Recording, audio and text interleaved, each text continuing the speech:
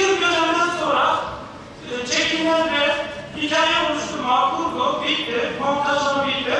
Tarafından bu gerçekleşti. Üniversitemizin basın yayını önemli elemanlarından İlker Bey ile üniversitemizin radyosunda seslendirme ve ses montajlarını yaptı. Kendilerine buradan teşekkür ediyoruz.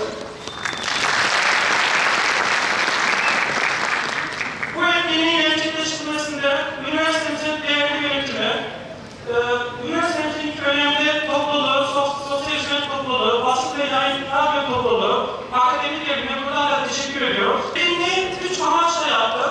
Birinci amacımız Bitlis'in, kentimiz Bitlis'in kültürüne katkı sağlamak, doğayı korumak, aynı zamanda ilimizin kültürel aynı zamanda birçok katkı sağlamak. Yeterlerini gösteren doktor öğretim üyesi Sayın Cihan Öner hocamıza ve siz değerli izleyicilerimize çok teşekkür ediyorum.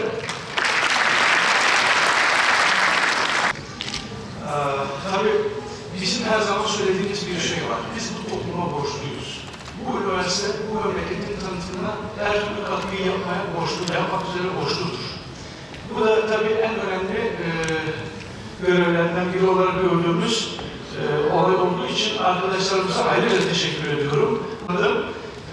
Orada hemen şöyle bir şaka yoldu. Şükrü Bey'e şöyle bakarak, biliyorsunuz bir güzel muhabbet olmuştu. İlk muhabirimiz Şükrü Bey, Nemrut'a ilgili bir program yaparken aylar arkadan küçük bir saldırı gerçekleştirmişti. Ben ilk defa ayları o zaman gördüm. Ama tabii o doğa içerisinde değişik rolleri, değişik görüntüleri arkadaşlarımız çok güzel ortaya koydular. Ben tekrar kendilerine teşekkür ediyorum.